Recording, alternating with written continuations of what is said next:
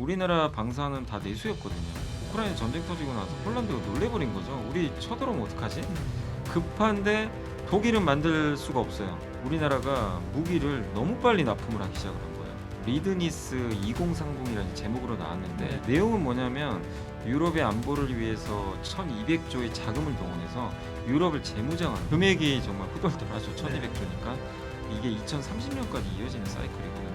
여기에 아무리 생각을 해도 한국 무기가 가장 또 많은 수혜를 받지 않겠냐. 예민수의 경제 토크 염불리 염승환 이사님 오셨는데요.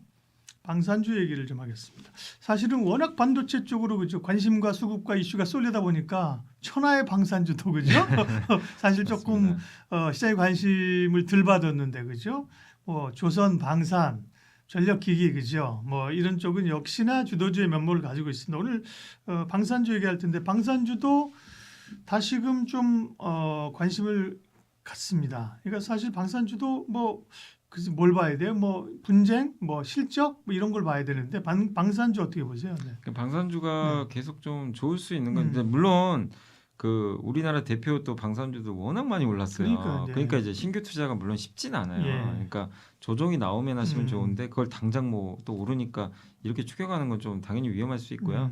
다만 이제 구조적으로 좋다는 건 꼭 인지를 하시는 게 결국 핵심은 왜 한국 무기가 이렇게 인기가 많아졌냐 이 부분이거든요. 원래 우리나라 방산은 다 내수였거든요.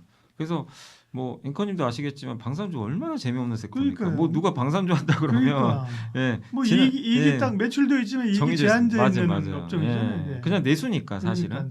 그러니까 이게 국내 내수는 또 단가도 싸요. 얼마 안 됩니다. 그러니까 이제 이익률이 낮은데 안정적이긴 한데 이거 가지고 뭐 어쨌든 매력은 없는데 갑자기 이제 폴란드 그러니까 그 우크라이나 전쟁 터지고 나서 폴란드가 놀래버린 거죠. 우리 쳐들어오면 어떡하지? 그래서 이제 급하게 K2 전차 뭐 그 K9 자주포라든가 뭐 여러 가지 무기들 있잖아요. 이런 것들을 이제 SOS를 쳐버린 거죠. 쳤는데 결국에 이제 그게 그 우리나라가 무기를 너무 빨리 납품을 하기 시작을 한 거예요. 이게 이제 폴란드가 아마 그래서 우리를 선택했던 것 같은데 급한데 독일은 만들 수가 없어요. 독일 공장은 다 문 닫고 있었거든요. 왜냐하면 유럽이 다 너무나 평화의 시대를 이제 겪다 보니까 군수 공장이 굳이 뭐 이렇게 할 필요가 없었던 거죠. 근데 러시아 전쟁이 이걸 좀 만들었고 사실 이거 유럽만 그런 게 아니라 저기 뭐 중동도 계속 지금 전쟁 나고 있고 동남아도 무기가 필요하고 거기다가 지금 트럼프 대통령이 뭐라 그랬죠? 그 나토에서 이제 빠진다. 예. 그러니까 이제 나토에서 빠지면 흔히 말하면 이제 선생님이 없는 거예요. 선생님이 없는 교실은 시끄러울 수밖에 없다. 이런 이제 어떤 그 보고서 제목도 있더라고요. 실제 이제 거기서 막 중동 국가들 막 치고받고 싸우고 폴란드 아니 지금 러시아 우크라이나 전쟁 아직도 안 끝나요. 예. 미국이 맘만 먹으면 끝낼 수도 있는데 사실 끝나지가 않습니다. 쉽게. 그러면 그 주변에 있는 국가들은 무슨 생각하죠? 미국이 우리를 보호 안 해준다고? 무기 없으면 안 돼요. 근데 그 무기를 가장 빨리 공급할 수 있는 국가가 전 세계에서 어떻게 보면 한국인 거죠. 그래서 한국 무기가 수출이 잘 되고 있고 특히 이제 예를 들면 유럽 같은 데가 전차가 1,400대 필요하대요. 지금 필요한 게. 근데 유럽이 자체적으로 만들 수 있는 게 50대밖에 안 된대요. 1년에. 그러면 이거 몇 년 걸리죠? 한 30년 걸려요. 그러면 그 사이에 무슨 일이 날 줄 알고요? 안 되는 거죠. 그래서 우리가 이 공급을 해줄 수밖에 없는 그런 상황으로 좀 가는 거죠. 그러니까 이게 가장 대표적인 예시인데 우리 한국은 싸고 빠르게 무기를 공급할 수 있는 그런 능력을 갖고 있다. 그래서 이런 것들이 이제 그 실제로 우리가 상상만 한 게 아니라 하나 에어로스페이스나 현대로템 실적 봤잖아요. 실적이 이게 실제 나오기 시작하는 거죠. 그래서 주가도 많이 올랐지만 실적 자체도 워낙 좋기 때문에 지금도 구조적이고 그럼 이게 일시적이냐 구조적이냐 반환이 되는데 뭐 누가 봐도 이건 일시적인 게 아닌 거죠. 지금 이 방산 이 구조 자체가 그리고 수출하는 무기는 기본적으로 2배 비싸더라고요. 예, 이거 단가 자체가 굉장히 좀 비싼 편입니다. 그러니까 이런 부분도 반영이 되기 때문에 어쨌든 한국의 이 무기 이런 시장 그리고 방산주가 핫할 수밖에 없는 그런 부분들은 좀 지속될 가능성은 있다 이렇게 좀 말씀을 드리겠습니다. 네, 지역별로는 이제 분쟁 지역이나 말씀하신 수출 국가가 많은데 일단은 뭐 유럽 쪽에서 성과가 나고 있고 향후 날 수 있는 것도 많아서 EU의 국방백서가 있군요. 여기서 네. 이걸 보면 뭐 어느 분야가 좀 좋은지를 알 수 있나요? 예. 네, 그러니까 EU 국방백서가 그 리드니스 2030이라는 제목으로 나왔는데 네. 이게 올해 아마 3월에 나온 것 같더라고요. 근데 음. 이제 내용은 뭐냐면 유럽의 안보를 위해서 1,200조의 자금을 동원해서 유럽을 재무장하는 거예요. 그러니까 금액이 정말 후덜덜하죠. 1,200조니까. 그래서 근데 아마 앵커님도 기억하시겠지만 올해 초에 갑자기 독일이 헌법을 바꿉니다.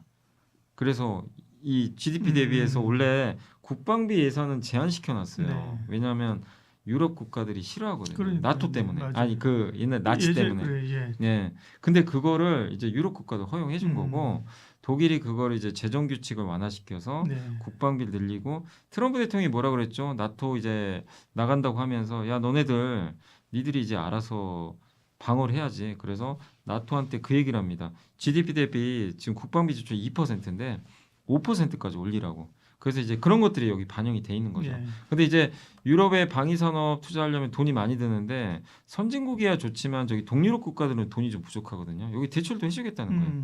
그래서 대출해서 이렇게 유럽에 한마디로 이제 유럽을 좀 재무장을 같이 하자 이런 거고 2030년까지 그러니까 2030인 이유는 러시아가 또 언제든지 침투할지 모르거든요. 이게 나토는 그걸 되게 무서워하더라고요. 그래서 2030년까지 최악의 극단적 군사적 비상사태에 대비해서 유럽 내 무기를 비축하자. 근데 아까도 설명드렸지만 유럽은 자기네 스스로 할 수가 없어요. 무기를 지금 생산량이 안 돼요. 그래서 이번에 다울투자증권의 최강시 연구원님의 그 리포트도 보니까 이 EU 국방백서 나오고 나서 수혜받는 산업들을 좀 꼽아주셨더라고요. 그 천궁투 미사일, 요거랑 K9 자주포, 155mm 탄, 그 K9 자주포에 들어가는 천무와 유도탄, 레드백 장갑차 이런 것들이 네. 아마 유럽이 지금 이번 국방백서에 보면 좀 포함되지 않겠냐. 그러니까 만약에 이들이 무기를 구매하면 이런 걸 구매할 것 같고 또 한 가지가 전투기, 그 다음에 조선에도 좋아요. 구축함, 호위함 우리가 잘 만들죠. 지대공 미사일 또 아까 K2 전차 같은 전차 이런 것들도 당연히 필요할 수가 있기 때문에 이 국방백서가 나왔고 이게 2030년까지 이어지는 사이클이거든요. 그러니까 이거는 실제로 지금 유럽이 발표한 거니까 여기에 아무리 생각을 해도 한국 무기가 가장 또 많은 수혜를 받지 않겠냐 이렇게 좀 볼 수 있는 것 같아요. 네. 근데 뭐 유망한 수요가 있을 걸로 보이는 쪽이 뭐 새로운 건 사실 없습니다. 다 알고 있는 겁니다. 네. 그렇죠. 네. 뭐 장갑차, 포탄, 자주포, 천궁 뭐 이런 것들이고요. 네. 그래서 이제 투자 아이디어로 좀 마무리하겠습니다. 그래서 방산 뭐 여전히 좋다, 그죠? 말씀하신 것처럼 네, 구조적으로 좋아요. 끝났나 끝나지 않았다, 그죠? 그리고 실적 괜찮잖아요. 네. 실적이 뒷받침되는데 다만 여기도 많이 오른 거에 대한 부담. 그러니까 있죠. 이제 하나에로스페이스나 현대로돈 많이 올랐기 때문에 다음은 뭐 한국 항공우주 이렇게 보는데 한국 항공우주도 전투기 쪽은 사실 쉽지 않은 것 같아요. 네. 이제 뭐가 팍팍 나오진 않는 것 같고 그러면 이제 방산주를 볼 때 좀 어떤 포인트를 어떤 기업들을 보면 좋을까요? 그러니까 방산도 저도 한 번씩 다 돌려봤는데 방산에서 그래도 제가 개별 기업은 좀 잘 얘기는 안 하지만 네. 그래도 이 기업들은 한번 공부를 해보시라는 측면. 그러니까 주가가 방산주인데 저는 모멘텀은 있는 것 같은데 상대적으로 주가가 못 올랐어요. 이게 대형에 비해서 네. 마치 그 조선 기자재가 한참 못 갔던 것처럼. 그래서 두 가지만 좀 말씀드리고 네. 싶은 게 첫 번째가 뭐 많이들 구리로 아는 기업이죠. 풍산. 네. 풍산하면 그냥 우리 그냥 동전이나 네, 이런 걸로 소전, 많이 소전이라고 네, 그러고. 맞아요. 네, 포탄, 탄피 네, 이런 거잖아요. 탄피. 네. 이건데 대부분은 근데 구리로 많이 생각을 예, 하세요. 예, 그럼 이 맞아요. 구리값이 오르면 막 오른다. 음. 사실은 영업이익의 한 80%가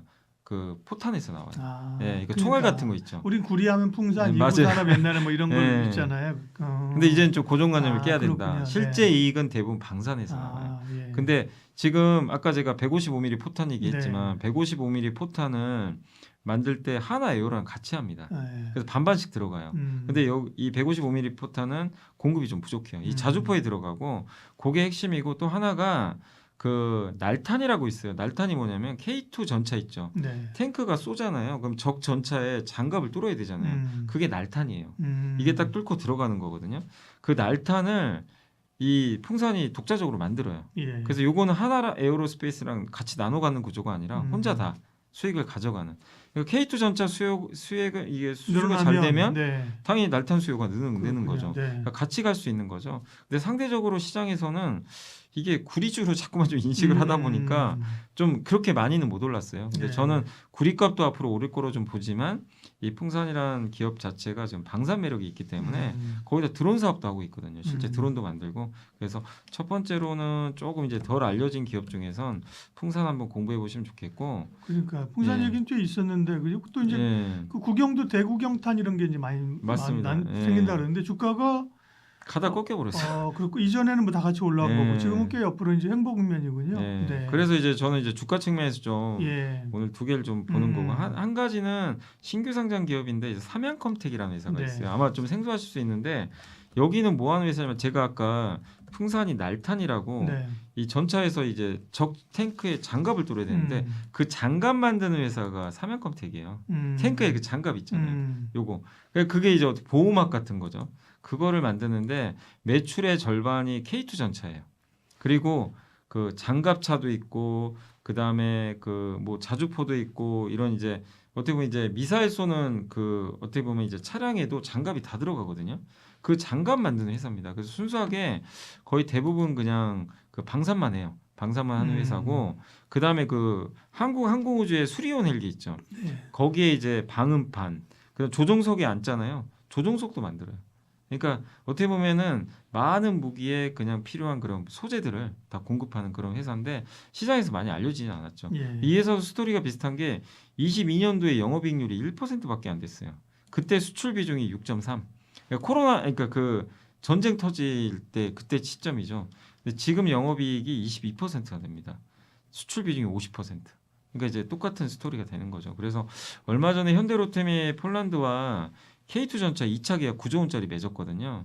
근데 그거 하고 나서 8월 22일 날 얼마 안 돼 가지고 구미 공장 생산 설비 증설 들어간 거 보면 아마 이제 K2 전차가 잘 되면 당연히 같이 수혜받는 그림이거든요. 그러니까 예, 논리는 좀 단순해요. 방산주들 워낙 다들 많이 올랐는데 풍산과 삼양컴텍은 좀 상대적으로 주가가 좀 약간 부진한 편이라 한번 근데 스토리는 저는 괜찮다. 이렇게 좀 생각을 하고 있어서 한번 말씀을 드려봤습니다.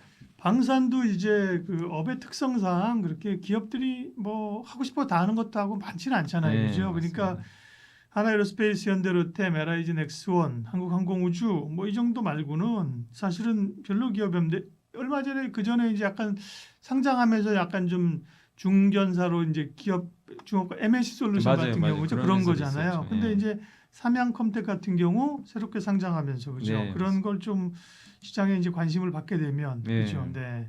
그래서 삼양컴텍이나 풍산은 현대로템이 잘 돼야 같이 가는 현대로템하고 하나에로 하나에로스페이스, K9 그죠? 자주포에도 그렇죠. 자주포에도 같이 들어가니까. 돼 있기 때문에 네.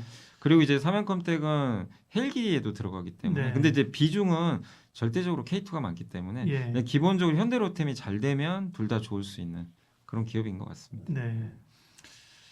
방산주에 관한 관심도 우리가 좀 가져야 될 것 같고 특별히 그러나 뭐 하나에로스페이스 좋아하시는 분들은 굳이 뭐 현대로템 하나에로 좋아하시는 뭐 분들은 하시면, 맞아요. 가면 되고요. 예. 근데 이제 그거죠. 좀 새롭게 내가 뭔가 방산은 하고 싶은데 예. 사실 이제 와서 하나에로를 들어가기가 그러니까요. 사실 네. 만만치는 않아요. 그래서 네, 저도 네. 이제 방송에서도 이미 많이 올라간 방산주를 보기보다는 좀 다른 걸 좀 찾아보자. 예. 그런 얘기 좀 드리고 있는 거고. 근데 그러다 보니까 찾다 보니까 이제 위치를 보다 보니까 풍산과 삼양컴텍 위치는 괜찮아서 네, 한번 네. 분석을 해본 거죠. 그러니까요. 예. 근데 내용도 괜찮은 것 네. 같아서 한번 좀 말씀을 드려봤습니다. 대충 뭐 아시겠죠? 그 예를 들면 방산을 앞으로 보면 이 두 기업이 하드 캐리하고 간다? 그건 아니죠, 예, 그죠? 캐파 자체가 그죠. 그죠? 일단 이게 비슷하죠. 삼성전자, 하이닉스가 그러니까요, 끌어줘야 가고, 가는 거지. 네. 예. 그러니까 약간 소부장 느낌도 드는 맞아요. 거죠. 그런 느낌으로 볼 수 있는 예. 기업들로 해서 두 기업을 말씀을 해주셨습니다.